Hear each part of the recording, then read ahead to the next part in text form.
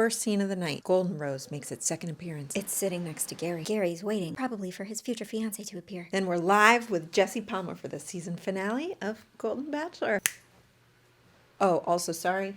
Setup's a little different. I wanted to decorate for Christmas, and the Bachelor, background stuff was just harsh and my mellow. But you get a Christmas tree.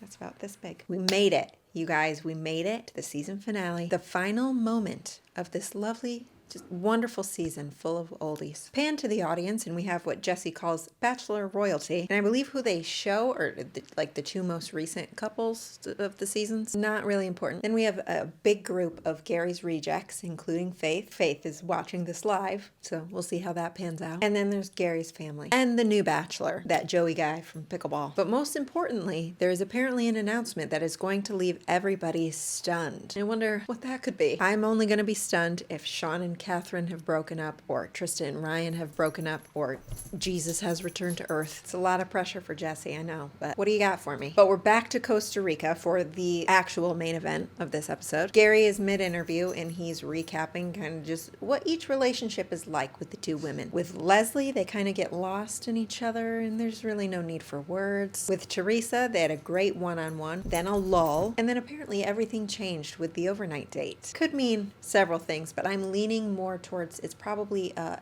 emotional thing. He also says that his heart has changed several times throughout this whole process. We really didn't need him to tell us that. We know Gary. I wouldn't go so far as to say it's like a split personality, obviously, but somehow the sincere things you say aren't true, or they are true, or you're just an anomaly. So anyway, the fun thing here is he's getting advice from his children as opposed to his parents, obviously, because they're dead. That sounded really, they've passed.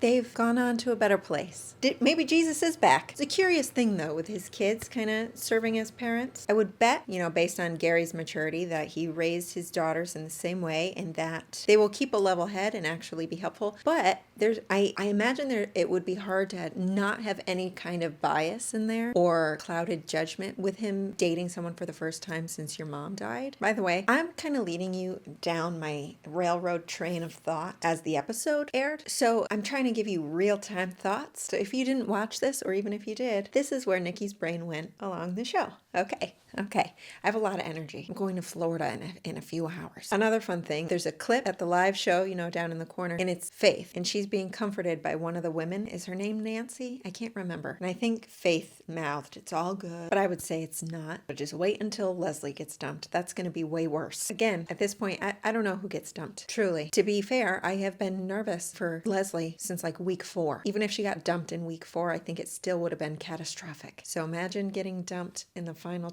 Anyway, let's see who he chooses. Okay, Gary's talking to his daughters, and it looks like Teresa is going to be the first one to meet them. And as he's talking about her, he's smiling, saying how he loves that she's a businesswoman. And that's what it is. I'm telling you, I feel like that was the turning point for him during Fantasy Suites. Remember, he was like, "Oh, I just can't stop thinking about Leslie." And then the minute that Teresa started talking about her career, he was like, well, I think Gary just likes himself a boss lady, Then he goes out and he meets Teresa, and she seems very nervous going in there, as anyone would. I think she eases in eventually. Everyone starts laughing, talking about all the hearts he's broken and whatnot. Then his daughters pull Teresa aside. They ask her what she loves about his dad, their dad. Should I redo that, or should I I'll just leave that in there. She speaks of his kindness and his principles, and this somehow segued into him asking her to lick cupcakes off of his lips, or like clean them off of his lips. Those kinds of principles, I guess. And then another clip of Faith at the live show, and she is now crying. So take that for what you will. Speaking of crying, I like how his granddaughters mentioned that he didn't immediately start bawling his eyes out when he saw them for the first time in however many weeks. So Gary crying is, as we expected, just the daily norm. Can you imagine him being like a prison guard or something? I don't know that he would survive.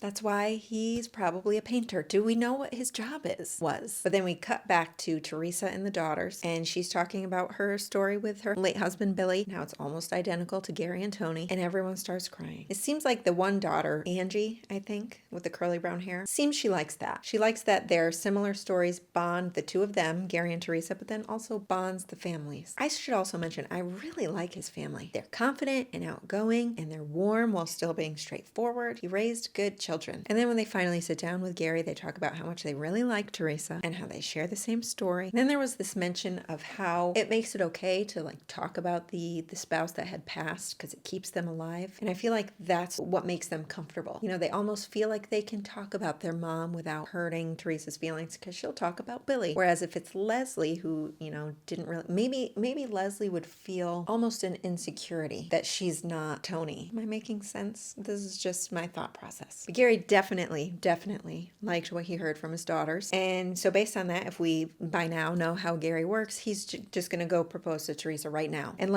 she's going to have to find some kind of miracle to bring Gary back down to earth. Because once he gets set on something, okay. But they tell each other they love each other. And then Teresa leaves to get ready for the night date or whatever that thing is before the finale. And then when we get to that date, we see Teresa. She's in this like moody room. She's wearing a black and white blouse. She's got red lipstick, her hair pulled half back, kind of like walking slowly around the room. And if you didn't know any better, you would think you changed the channel to Days of Our Lives. But Gary shows up far too underdressed for a soap opera, so that just gives the whole thing away. They sit and they talk and they tell funny stories. And it's all very nice, but the entire time, Teresa's lipstick is on Gary's mouth. Any normal person would be like, hey, you know, you're about to be on national TV. Let's wipe that off. But I think Teresa wants it there. I think she is marking her territory. And you know what's worse? Okay, another clip at the live show. You know who's there? Pilot Pete's parents. Why? Why do we have to see his mother again? I'm still seething for Maddie, even though it was years ago. But you know what? This is probably why they're there. I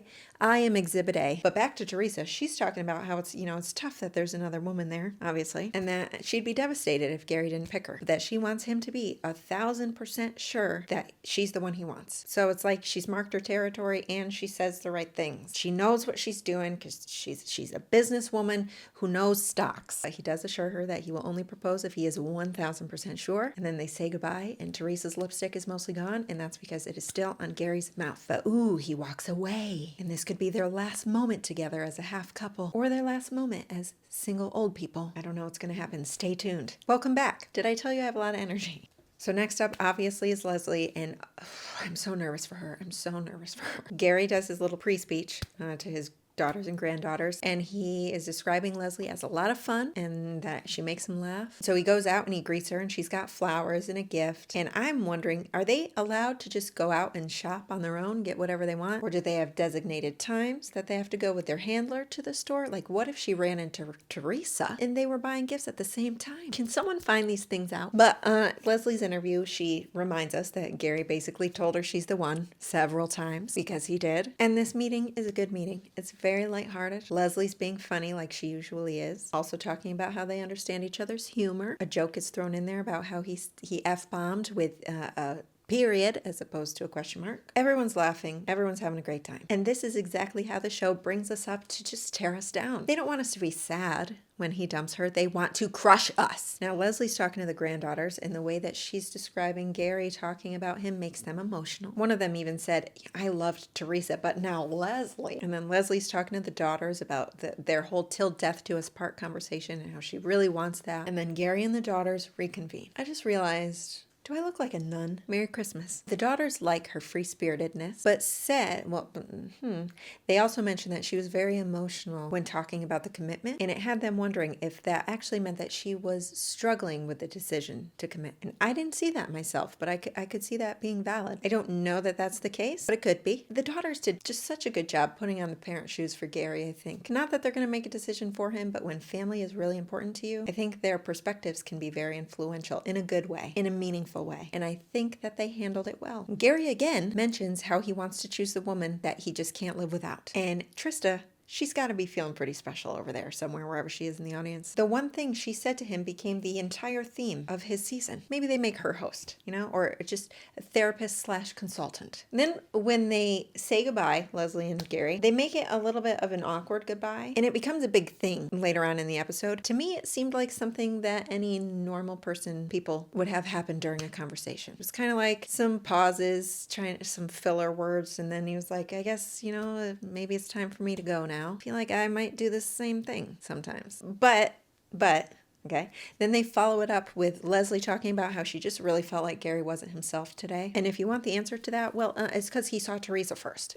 I know Gary is like his own special kind of person in the way that he handles these things, but maybe there is something to be said about the order of dates on this show. I mean, if you are genuinely in love with multiple people and you get the first date, I don't know, you're setting a bar. So Jesse's making a big deal about Leslie's intuition about Gary being off. And I'm just wondering, how reversed is this psychology? Is there a twist here? Well, we go to their late date, though, and Leslie just flat out addresses how he wasn't himself. And Gary admits it, and he apologizes, saying how this life-altering decision is getting to him. Leslie's obviously emotional about it, but Gary tries to turn it around with some wine. And for a minute there, it kind of seemed like they had refreshed themselves. And then Leslie gives him this really nice book of memories, and it's full of pictures of like all their dates and things. Where do they get these photos? Someone took a picture of them kissing against a wall. Who? And how did Leslie know that there was a picture to be printed? But okay, so he hugs her and says how all of that stuff in the book was so much fun. And meeting her was a blessing in so many ways. And this feels like a closing statement. It just feels a little platonic. She even says that he makes her feel whole. And he responds with the classic, thanks for that. And then she says she can't imagine being without him now. And he says, that's huge. She says she loves him, and he says, I know, I can feel it. I don't know, guys. You tell me. She's waiting for him to say it back. He does not. So she cries, and then he hugs her. Then it goes to commercial. So before he leaves for the night, he tells her to be happy. Maybe not his best move. They're at the door and they're hugging for a very, very long time. And Leslie asks him if there's something that he needs to tell her. And he says, no, I just have a really tough decision to make. And this was heartbreaking. It would be wild now, obviously, if he chooses Leslie. But dude, this poor woman, she knows. Just tell her now. Don't make her suffer through the whole night. But he leaves. He makes it down a few steps and then he slumps down and he cries, and Leslie's on the couch. She's crying. I think he just wasn't ready to break her heart at that moment. I feel like he needed to mentally prepare for that. Remember, guys, just leading you through my train of thought, okay? So back comes Gary knocking on the door because she knows what's happening.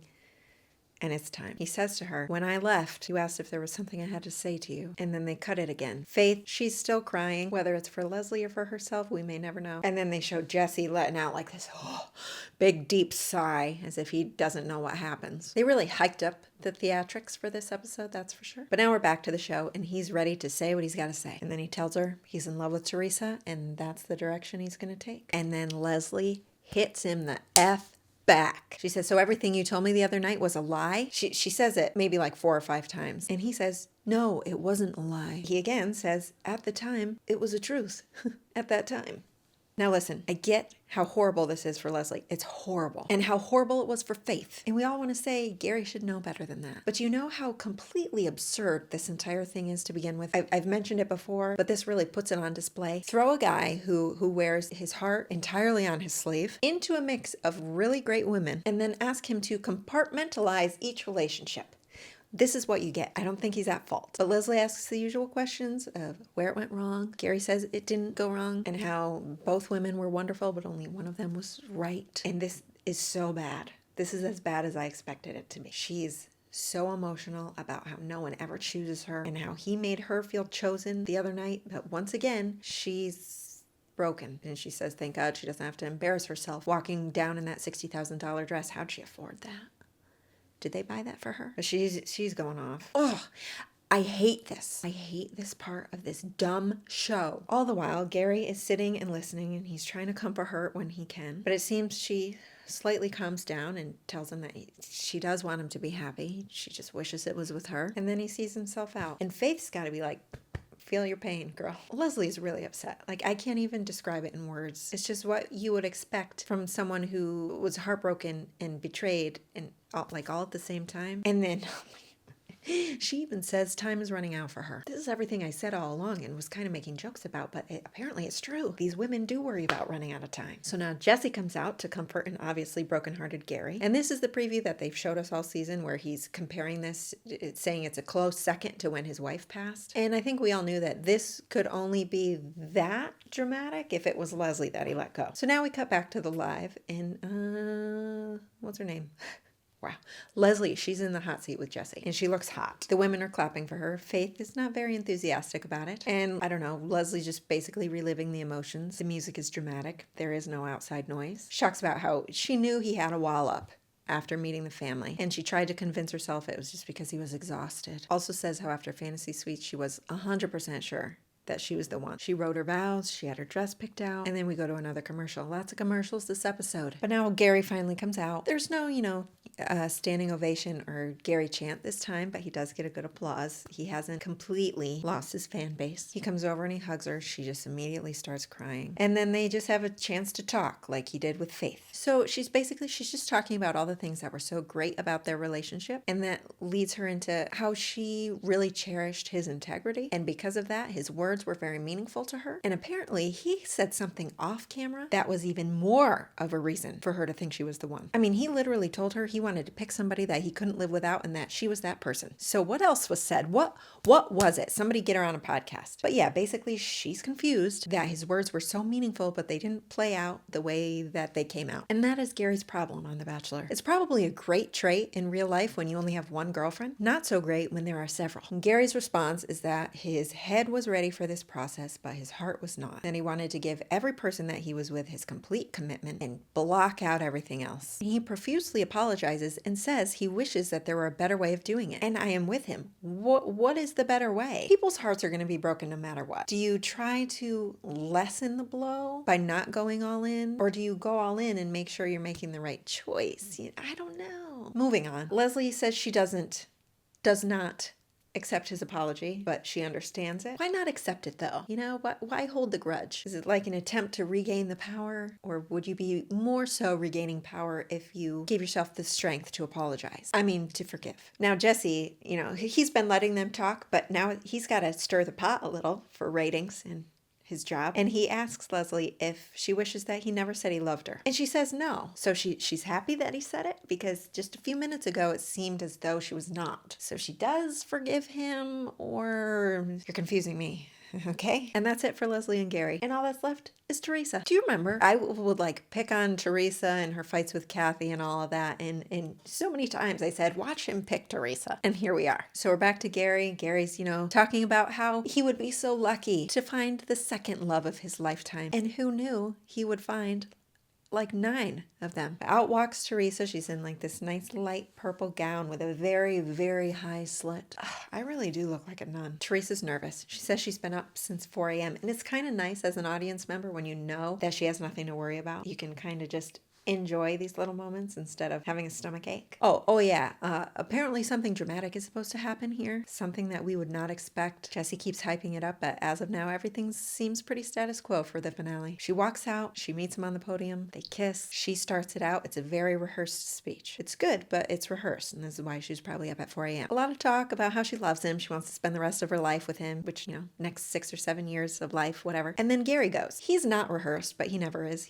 We all know he's eloquent as F, just comes out of his mouth like it's AI. Isn't it interesting they've basically only had 3 real dates? But anyway, he does this whole speech and almost ends it by telling her that he realized she's not the person that he can live with. Extremely terrible, evil long pause. Teresa thinks she's going home. And then he says she's the person that he can't live without. And then she freaks out. That really might be the first truly evil thing that Gary has done. And in his little preview bubble, he is bawling his eyes out. They don't show Teresa, they just show Gary. And I don't know if this is inappropriate, but my first thought was that the dramatic thing was that Teresa died. And it would be horrible karma for me because I made a lot of jokes about that on these recaps. But Gary manages to slump over onto a knee at his age, presents a classic Neil Lane diamond, and we have an engaged couple. And then he manages to get back up off that knee, doesn't break a hip. It's all great news. Why am I still making these jokes? Teresa might be dead. And then she gets that horrible chrome-looking rose that will last forever, even after they die in a few years. I just can't help it,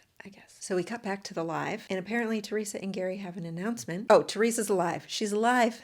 Yay. But we have an announcement that is full of dramatic information and it's going to change Bachelor Nation forever. Is Chris coming back? No, no. They're going on vacation to Italy. Oh, they're also having, a live wedding, televised wedding. Slightly anticlimactic, but the happy couple looks happy. Teresa looks great in that white silvery dress. Her lipstick is in all the right places. Lots of smiles. Gary's pants are too short. Just really good stuff. And how mad do we think that Kathy is that Teresa actually did get picked? Also, hopefully Leslie went home and didn't have to live through all of this joy. But we finish off with just all good things. I think they're going to be very happy together. And with that, we have finished our very first season recapping The Golden Bachelor. I really liked this season. I liked it a lot. It far outweighs Young Bachelor. Props to ABC, Mike Fleiss, whoever needs the props. You got me on this one. And thank you guys so much for joining me and having fun in the comments. And it was good to be back here for another season. I appreciate you all. Thank you so much for watching, and I'll see you in the next video.